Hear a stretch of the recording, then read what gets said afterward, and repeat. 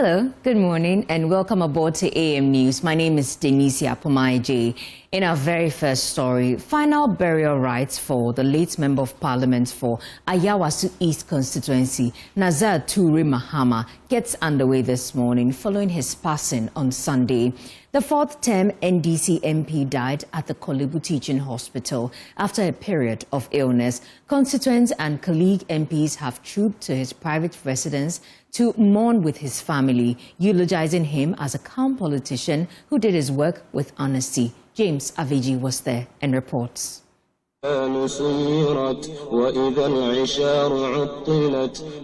It's a solemn atmosphere here at the private residence of the late Member of Parliament for Ayawaso East constituency, Honorable Naser Toure Mahama, whose death occurred in the early hours of Sunday.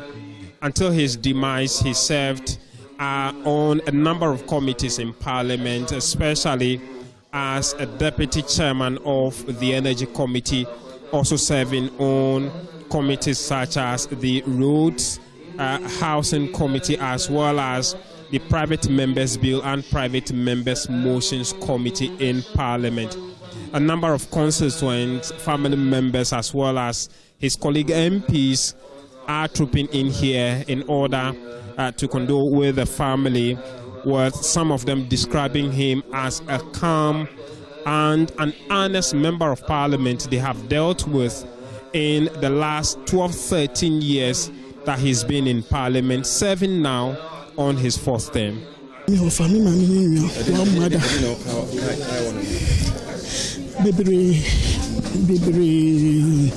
good man, a good offer. It mean to me, Casio, a dorsal, Obia Nimunaza, Obia Papa, when any papa. Now, me funny can see, and if I can see before that's.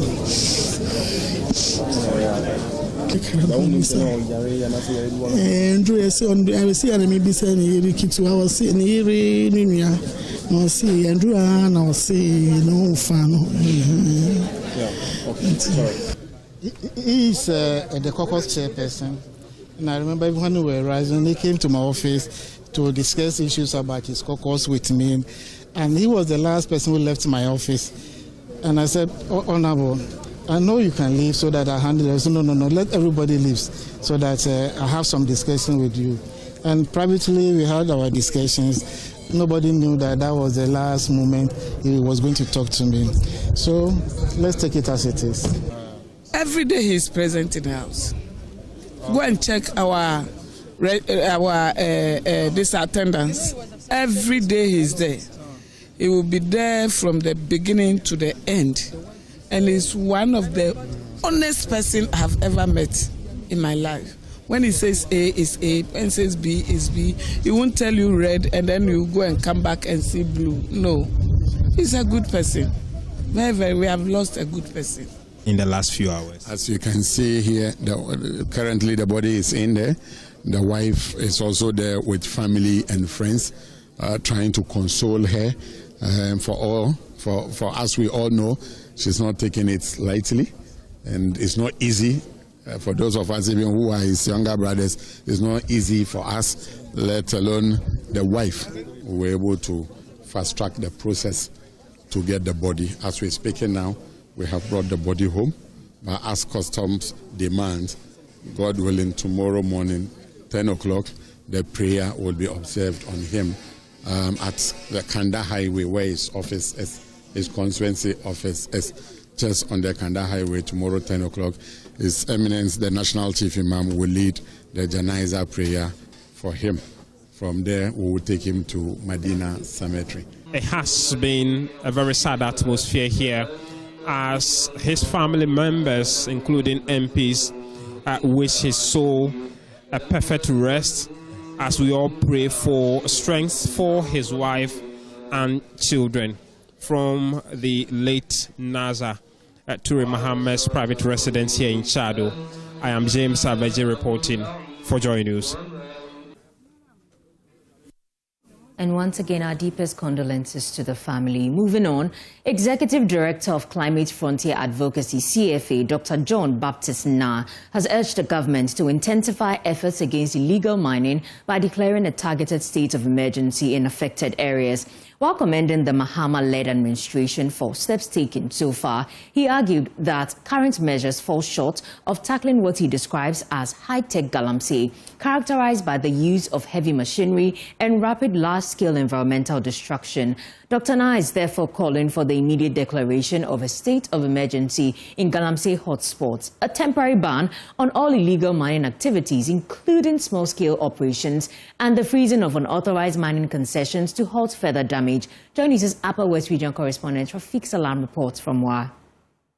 According to the founder and executive director of Climate Frontier Advocacy, CFA, Dr. John Baptist Nah, the purpose of the press conference is to throw further light on illegal small-scale mining, otherwise known as galamsey, and its crippling and debilitating environmental, social, and economic effects on the citizenry in the long-term perspective. Dr. John Nah asserted that traditional galamsey, which was practiced during the days of yore, has now become what he termed as high-tech galamsey, HEG. This HEG is a practice where there is deliberate and frequent use of heavy earth-moving machines to excavate and obliterate the earth surface in search of gold hidden under the belly of the earth. He used the following statistics to buttress his claim. The primary forest cover in Ghana has been shrinking ferociously. It was 8.8 million hectares in 1900. It reduced to 4.2 million hectares in 1950, and further reduced to 1.5 million hectares in 1999. Can you imagine how much primary forest cover is now left in the midst of this ferocious high-tech galamsey menace? Your guess is as good as mine. The once sacred, clean, and life-giving rivers have sadly turned into brown and poisoned rivers as a result of the relentless practice of high-tech galamsey. The air engineer and applied scientist spoke of the consequences if illegal mining is allowed to continue. It has the potential of causing food insecurity, water scarcity, and more climate shocks now and in the future for Ghanaians. Our farmlands, natural habitats for wildlife, including flora, are not also spared. And we are showing no agency in this matter. The reality of leadership and accountability in the fight against this high-tech galamsey. Whilst commending the Mahama-led administration for demonstrating genuine willingness to tackle illegal mining head-on, he is of the firm belief that the measures are not enough to match the speed, sophistication, and ferocity of the HEG machines still operating in the country. Mr. President, CFA's good score for your efforts in the high-tech galamsey fights is not better enough, as best score is expected of you by Ghanaians. Mr. President, your legacy as the two-time heavyweight presidential champion Asami Temet will not be complete without winning the high-tech galamsey fights during your tenure. It is also our view that the creation of the office of the Minister of State for Climate and Sustainability may be an exercise in futility if this high-tech galamsey fight is not won. The Executive Director of Climate Frontier Advocacy, CFA, therefore called on the government to declare what he called targeted state of emergency. This urgent is the immediate declaration of a targeted state of emergency on high-tech galamsey hotspots to halt the ongoing destruction. We are also recommending that there should also be a temporary ban or temporary suspension of, pause, or ban on all illegal operations, including small-scale mining now, or freeze unauthorized mining concessions.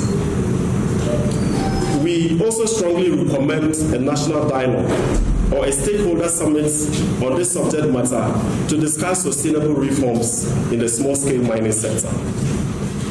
We are also of the opinion that NIMOS should be insulated from political influence and given much more resources and personnel to operate, together with a united front, to enforce the proposed temporary ban and the targeted states of emergency on the ground. We also advocate for unbreakable, unshakable political will from the Mahama-led regime with absolute majority now and overwhelming victory in the 2024 general elections to fight and win this high-tech Galamsey fights, but not excuses or retreat. Reporting for Dway News, Rafik Salam. Wow.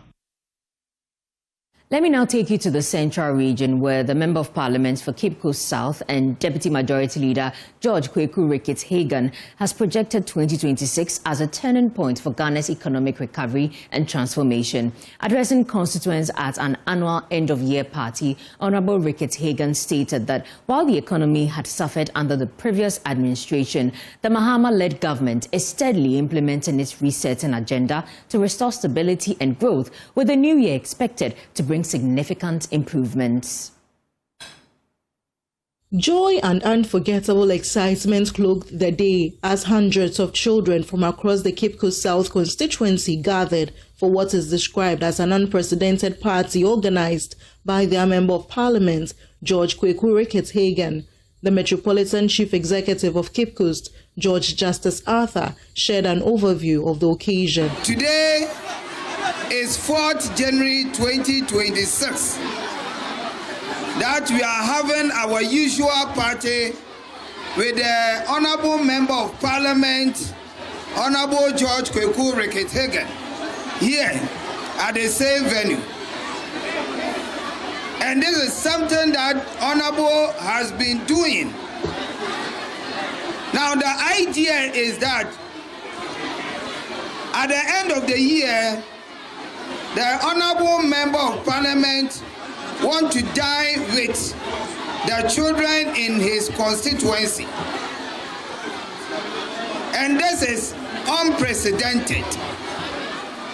We thank Almighty God for our lives. Speaking to the gathering, the Member of Parliament for Cape Coast South, George Kweku Ricketts-Hagan, noted that 2026 is the year to improve the economy of Ghana. 2026 is going to be a promising year. A lot of the things that we could not do in 2025 because we have just come to power, back to power. And we have to put a lot of things right because the economy had been destroyed by the previous government. Therefore, His Excellency John Dramani Mahama, in what he called resetting Ghana's economy, we need to work hard to get to where we are today. Now, His Excellency, President Mahama, and the Vice President, Her Excellency, Aunt Nana Opoku-Agyeman, are ready to take Ghana to another level. He also advised the children to prioritize hard work for future development. You can be the Vice President of the Republic of Ghana. You can be a leader in Parliament. You can be a parliamentarian. You can be the Chief Executive, the Mayor. You can be Assembly members. And you can be executive in all the places that we have placed people as executive. The future of Ghana is for you, the children. And you must work hard that the future that we will hand over to you is a future that you can take it forward to develop the country. From Cape Coast, Abigail Lissel and Nkrumah reports for Joy News. From the Central region, let me take you to the Bunis region in Sine West. The roads are not just bad. They are a blockade, strangling the local economy and severing communities. Now, the local MP is taking unprecedented action, personally injecting 100,000 Ghana cedis to get vital road machines moving again. But his move underscores a deeper crisis, the collapse of critical infrastructure and a nationwide call to move beyond political promises to permanent depoliticized solutions. Anna Sabit has more.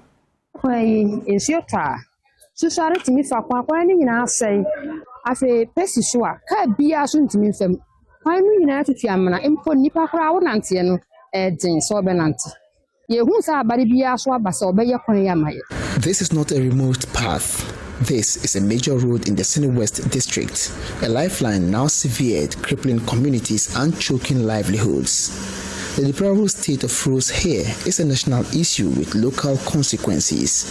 Economic activity is grinding to a halt, and the Member of Parliament for Sene West, Honorable Chumasi Ampofu, says the time for mere promises is over.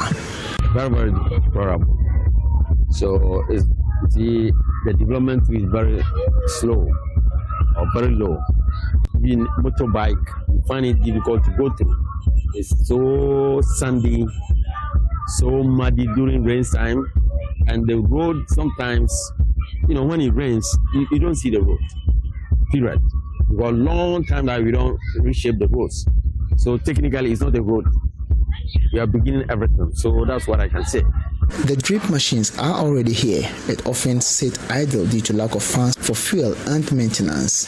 The MP's donation is a local stopgap, but his bigger proposal is for a dedicated national fund. So as a Member of Parliament, I have to do what I have to do. I'll do my best. I know my funds are not much, but so far as the machines are here, we need to utilize the machines. But I think going forward, there should be funding for the machines, the drip machines. That can help, reshaping the roads. But as a start, I promise giving them 1 billion as the drip coordinator and his team to begin with.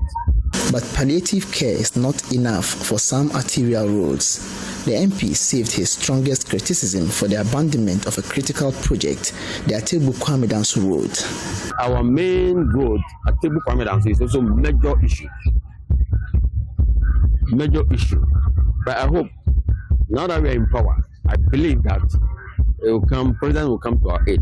President himself has come here several times. When we were in power, the road was under construction. But when we left power and MPP came for 8 years, they didn't tackle the road. Close to the election that they brought contractor on the road, which we knew that it was an election road that they were going to do. And exactly that's what they did. So I'm going to push, and I'm still pushing. So this is what I can say. We are praying that we get a lot of support. From Sene West, the message is clear. The road to development is literally broken.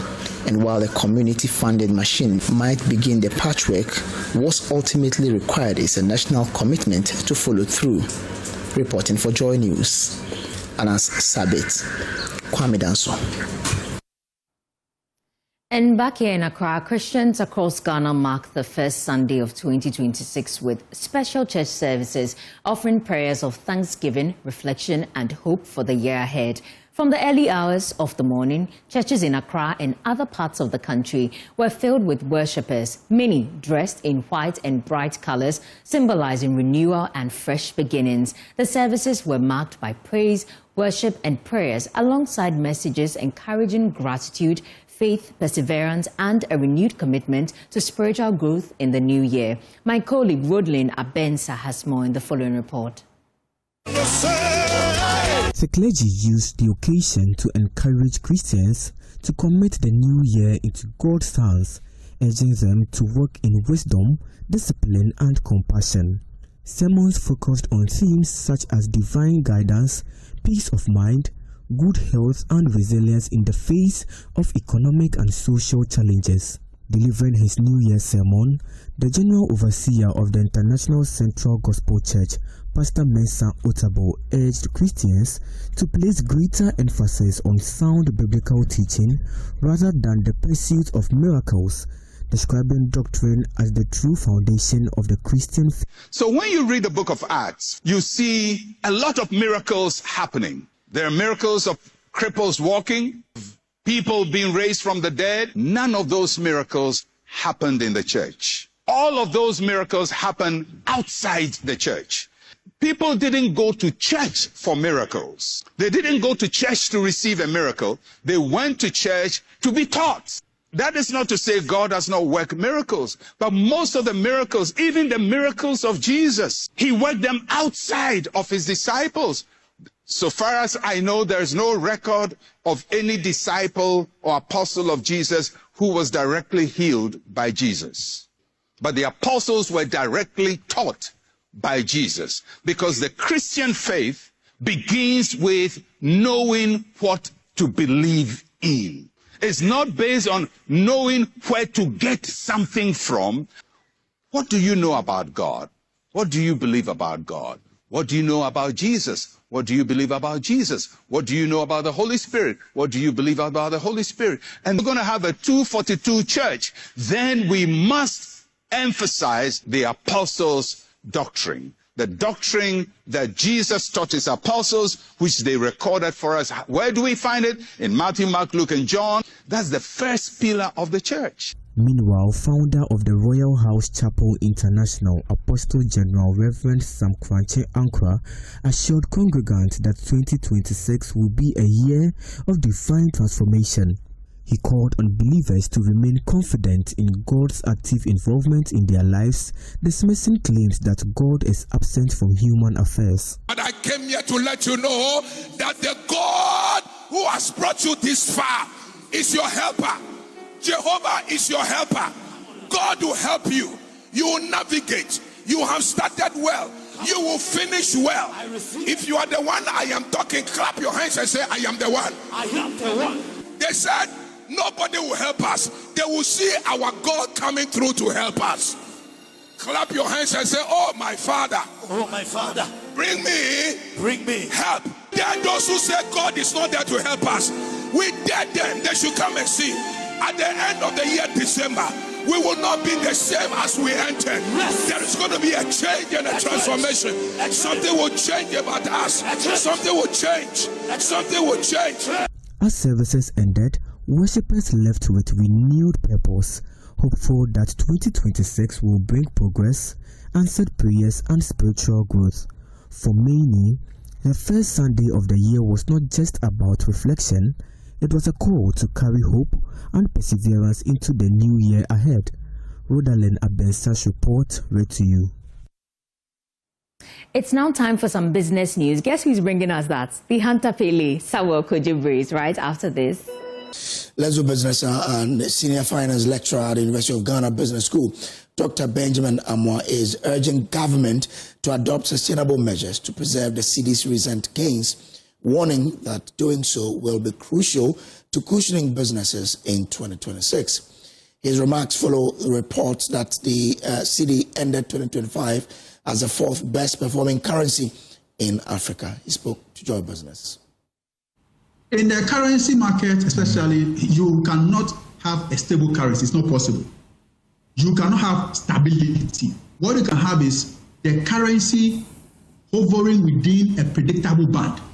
That is what you need to expect, because no currency will forever be stable at a particular point throughout. It will go up, it will decrease, up, decrease. But then the band must always be manageable. And that is why, in our case, we have been told by BOD that we are working within the band of 10 and 12. That should give market participants some assurance in terms of planning. So long as the value of the currency hovers within the 10 and 12, that is predictable, I think businesses should be able to plan within this particular range. Of course, it may go up a little, but it is more predictable now. And that should be able to deal with the volatility that one expects on the market. One expects that going forward, policymakers will still be committed to make sure that we see a strong cedi in the year 2026.